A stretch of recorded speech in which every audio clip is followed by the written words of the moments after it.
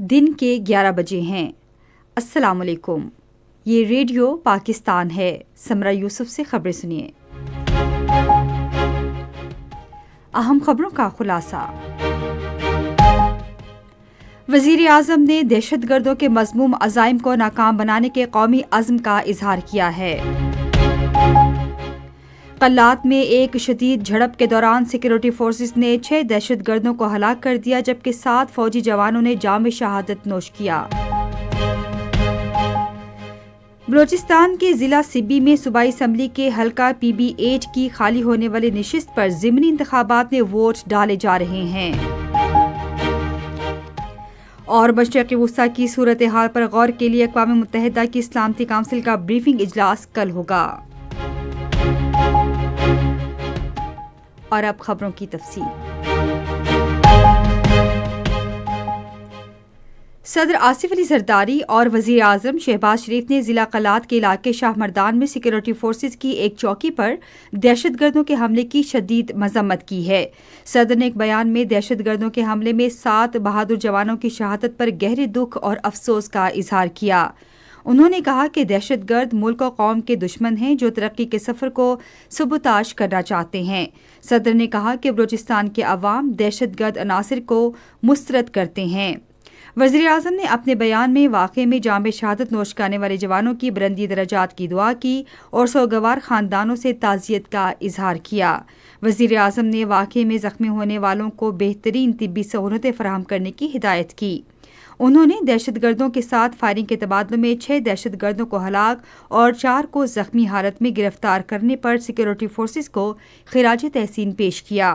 شہباز شریف نے کہا کہ بلوچستان میں انتشار اور بدامنی پھیلانے والے عناصر صوبے کے عوام اور ترقی کے دشمن ہیں، تاہم انہوں نے کہا کہ ایسے مذموم ہتھ کنڈوں سے بلوچستان کی ترقی اور خوشحالی کے لیے حکومتی عزم کو متزلزل نہیں کیا جا سکتا۔ وزیر اعظم نے دہشت گردوں کے مذموم عزائم کو ناکام بنانے کے لیے قوم کے عزم کا اظہار کیا۔ انہوں نے اعادہ کیا کہ دہشت گردی کے خلاف جنگ ملک سے اس ناسور کے خاتمے تک جاری رہے گی۔ ISPR کے مطابق دہشت گردوں نے ضلع قلات کے علاقے شاہ مردان میں سیکورٹی فورسز کی چوکی پر حملہ کرنے کی کوشش کی۔ سیکورٹی فورسز نے بہادری سے مقابلہ کرتے ہوئے 6 دہشت گردوں کو جہنم واصل کر دیا جبکہ 4 دہشت گرد زخمی ہو گئے۔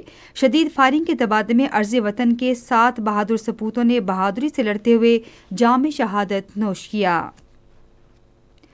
قومی اسمبلی کے اسپیکر سردار ایاز صادق نے پاکستان اور اسپین کے درمیان زراعت، ٹیکنالوجی، تجارت اور سیاحت سمیت مختلف شعبوں میں تعاون بڑھانے کے وسیع مواقع کو اجاگر کیا ہے۔ انہوں نے ان خیالات کا اظہار اسلام آباد میں اسپین کے سینٹ کے پارلیمانی وفد سے گفتگو کرتے ہوئے کیا۔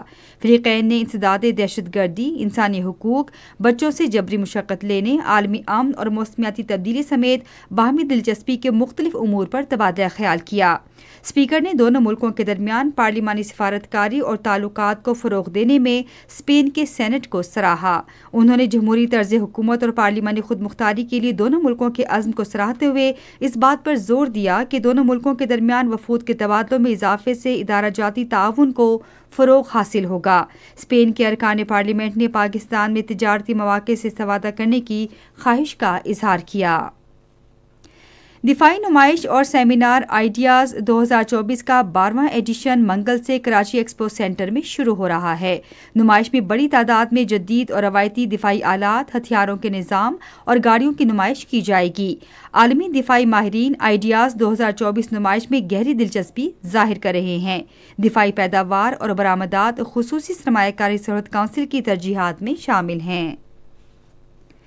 بلوچستان کے ضلع سبی میں صوبائی اسمبلی حلقہ PB8 کی خالی ہونے والی نشست پر رائے شماری کا عمل جاری ہے۔ رائے شماری بغیر کسی وقفے کے شام 5 بجے تک جاری رہے گی۔ پولنگ کے دوران کسی ناخوشگوار واقعے سے بچنے کے لیے سیکورٹی کے جامع انتظامات کیے گئے ہیں۔ یہ نشست MPA سرفراز چاکر ڈومکی کے انتقال کے بعد خالی ہوئی تھی۔ پاکستان کی آئلہ مجید نے تاریخ رقم کی ہے کیونکہ وہ پہلی مسلمان اور جنوبی ایشیائی بن گئی ہیں جنہیں ایسوسی ایشن آف چارٹرڈ سرٹیفائیڈ اکاؤنٹنٹس کی صدر منتخب کیا گیا ہے۔ وہ ایک ایسی فرم کی چیف ایگزیکٹو آفیسر ہیں جو کاربن کے اخراج میں کمی لانے اور توانائی کی منتقلی کے بارے میں مشاورتی خدمات فراہم کرتی ہے۔ انہوں نے Lahore university of management sciences سے ماسٹر آف بزنس ایڈمنسٹریشن کی ڈگری اور لندن یونیورسٹی سے بیچلر آف لاء کی ڈگری حاصل کی ہے۔ اقوام متحدہ کی سلامتی کونسل کا بریفنگ اجلاس کل ہوگا، جس میں مشرقی وسطی کی صورتحال پر غور کیا جائے گا۔ مشرقی وسطی میں امن عمل کے بارے میں خصوصی رابطہ کار ٹار وینسلینڈ 15 رکنی ادارے کو موجودہ صورتحال کے بارے میں بریفنگ دیں گے۔ اجلاس میں غزہ اور لبنان میں جنگ کے خاتمے اور اس تنازع کے حل کے ذریعے قیام امن یقینی بنانے پر غور کیا جائے گا۔ پاکستان اور آسٹریلیا کے درمیان تیسرا اور آخری T20 کرکٹ میچ کل ہوبارٹ میں کھیلا جائے گا۔ میچ دن 1 بجے شروع ہوگا۔ آسٹریلیا کو T20 سیریز میں 2-0 کی برتری حاصل ہے۔ اسی کے ساتھ خبریں ختم ہوئی۔ مزید خبروں تجزیوں کے لیے آئیے ہماری ویب سائٹ radio.gov.pk پر اور فیس بک کے link radio Pakistan news official پر براہ راست ویڈیو اسٹریمنگ بھی ملاحظہ کیجیے۔